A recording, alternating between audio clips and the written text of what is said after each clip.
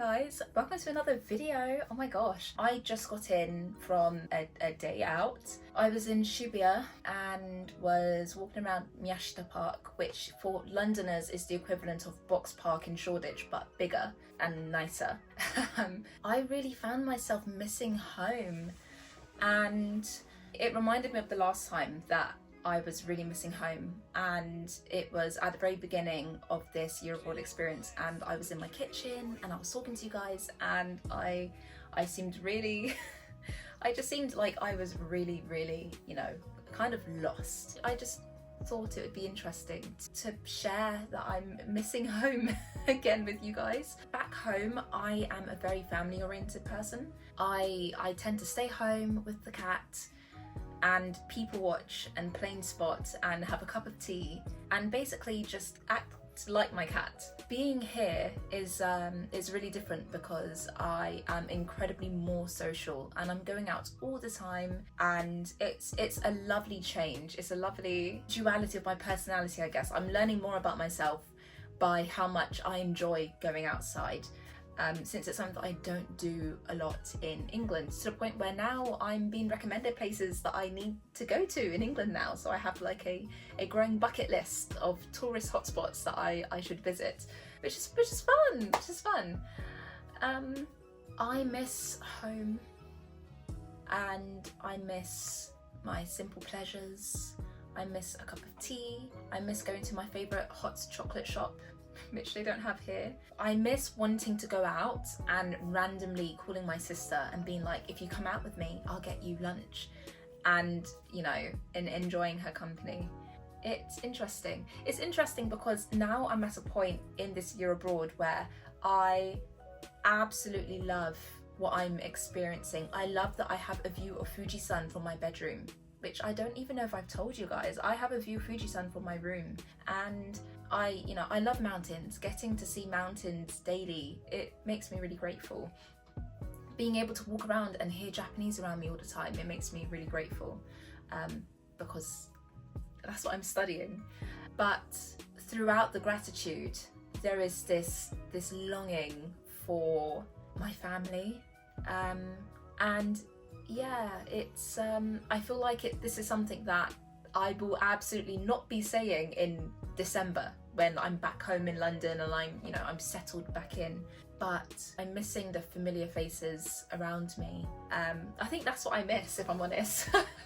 I miss being grumpy around people, and you know, them being like, oh, Ash, what do you have a sour face for, or something. It's gotten to a point where I see planes outside my window, and it reminds me of my sister, who is a big nerd for planes and plane spotting, and she will track flight numbers and look at the air traffic on her phone. It makes me grateful to see loved ones in the small things too, you know, to be on my way out, and I look up at the sky and I think of my sisters, or to even, you know, like tonight, as I'm walking home, I look up at the stars and I just think, oh, you know, we're sharing the same stars, you know, we're not too far away. Yeah, there's something also really sad in that thinking. Anyway, that's it. Yeah, I'm really missing home. I really do want to go home. But the thing is, I'm not longing. I'm not wishing this time away. Like I'm halfway through this year abroad. This homesickness is nothing like the homesickness before. The homesickness before, I wanted to throw away the year abroad. I wanted to just go back home. This longing is more so, I wish I could go to London, hug everyone, and then fly back here and, like, you know, be recharged with all their like love and energy and annoyingness. But yeah. So I am going to be creating a mini scrapbook with a bunch of small things that I've been picking up on my outings so far. After I do that, I'm going to write some letters home, which is really cute. I found this really nice stationery shop right next to my university, and I figured I could write some letters. And this theme is really cute. So I think it's really kind of Valentine's Day coded. but it also reminds me of Peter Rabbit, so that's really cute. Yeah, do that and then maybe do some work and then get ready for bed. I am really missing my sister.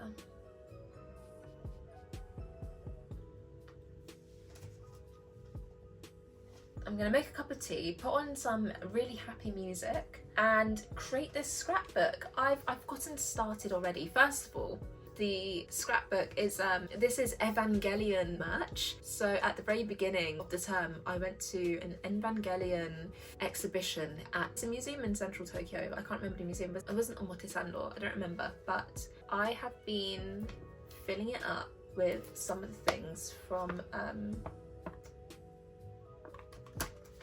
a trip that I went on. And this isn't in chronological order, so this is kind of a spoiler, but it's really cute and it's really cool. And it's nowhere near finished. There's a bunch more things to add and writing to do. Let's make a cup of tea and then get some vibes going. It's too quiet in here, that's what it is, it's too quiet.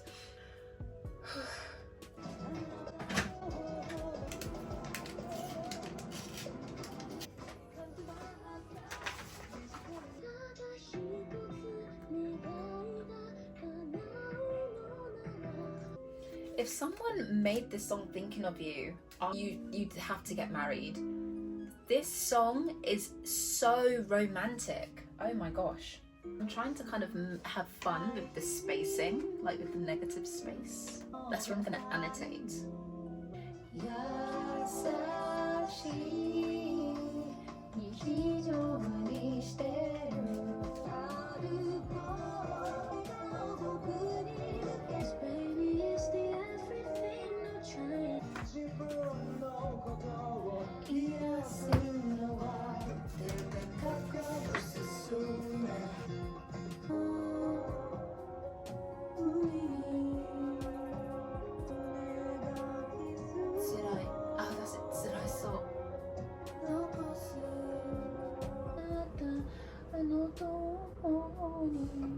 Today we have some crazy weather going on. It's like 20 degrees. Sorry, it's like 20 mile-an-hour winds. Yeah, that's not our portion. This morning I literally opened my eyes and I decided that I need to put myself in a better mood and I need some food.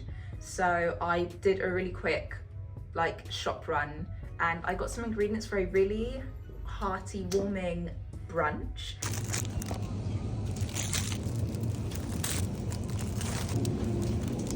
Yeah, I think it would be quite nice. I don't know. I want to make a like vegetable hot pot.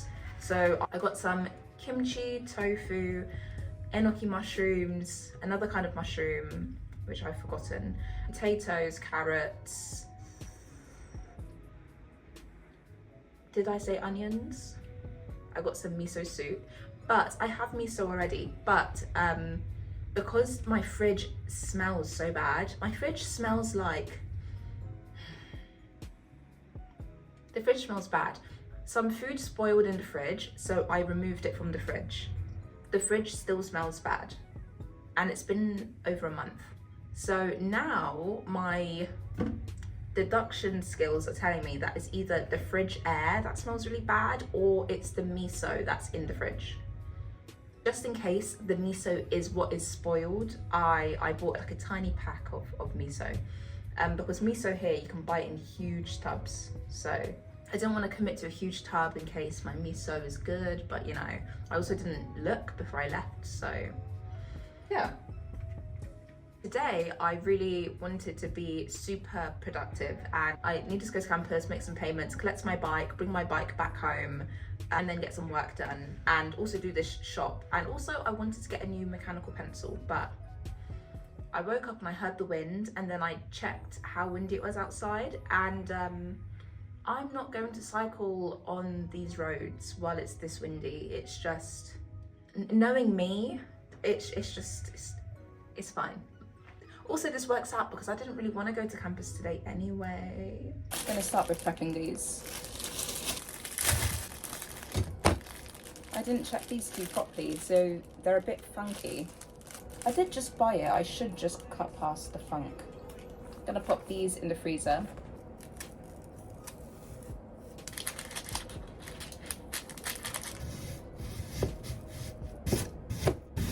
So while I'm still prepping the rest of these ingredients, I'm gonna turn the rice cooker on and put in a couple of the onions from now so they can kind of soften and brown. That makes sense, I think. I have like mince cuts, and I also have these larger cuts closer to the core, and I like onions, so I'm gonna put these in now so they can soften, and then put these in later so I can eat them. Isn't this so cute? Oh guys, I didn't tell you, I found the source of the smell. I had forgotten a pack of salmon in the fridge. As you guys can see, my fridge is on the floor, and from where I crouched and opened the door, I couldn't see the salmon. I remember I thought the smell was from miso, and so I went to pull out the miso. There was a pack of salmon on top, like freshly bought from the shops. The salmon wasn't fresh though, and I don't remember when I bought it, because I've since bought salmon and like filleted, deboned, and put it in the freezer. So no wonder why the fridge smelled like death, because death was in the fridge. I want this to cook fairly quickly, so I'm gonna cut these into somewhat regular chunks. If it looks like I cut awkwardly and it looks like I, you know, sometimes cut myself, it's because I do. I should be more careful with knives, but I'm a bit too careless. Okay, so these are, if you can even see these are, okay, whatever. Oh, they are a bit big, but you know what? I think that's enough for today, because I have other vegetables that I want to put inside. Actually, no, I'm going to put more carrots in. I guess I'm craving veg today. I'm going to put the rest of these in the fridge.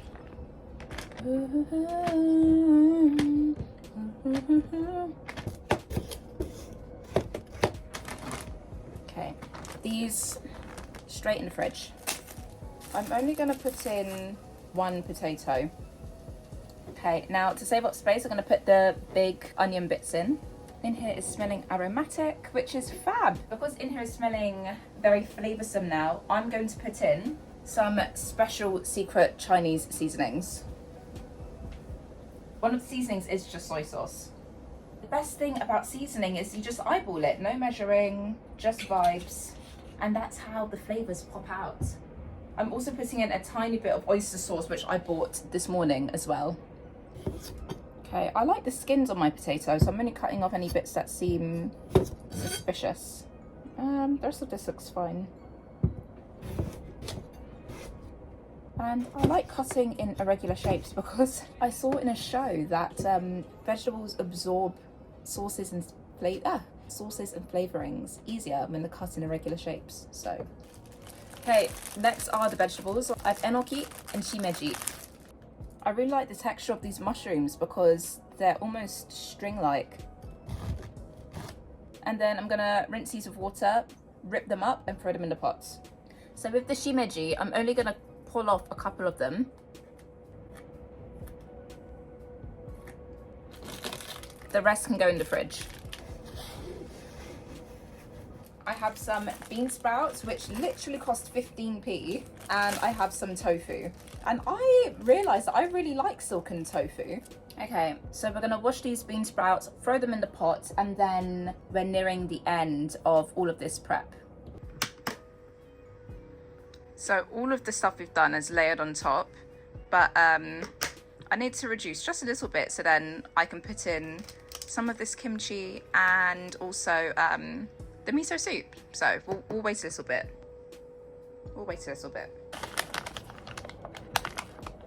My big tub of miso seems to be just fine, so we'll put this on the shelf. Oh, sorry, I was thinking about some Japanese work that I did wrong at the end of last term, and I only realised because I was watching a drama.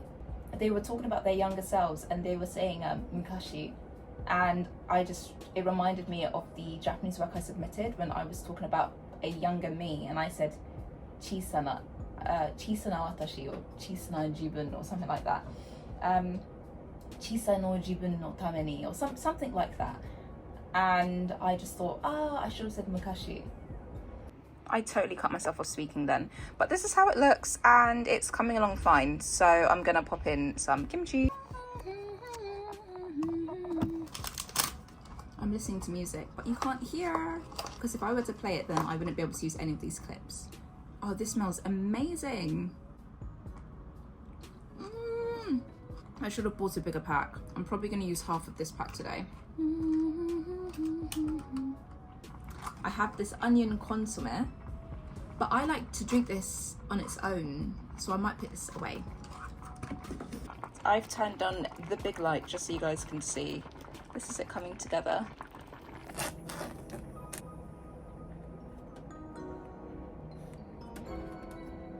I think that's it. And then I'm just gonna go crook.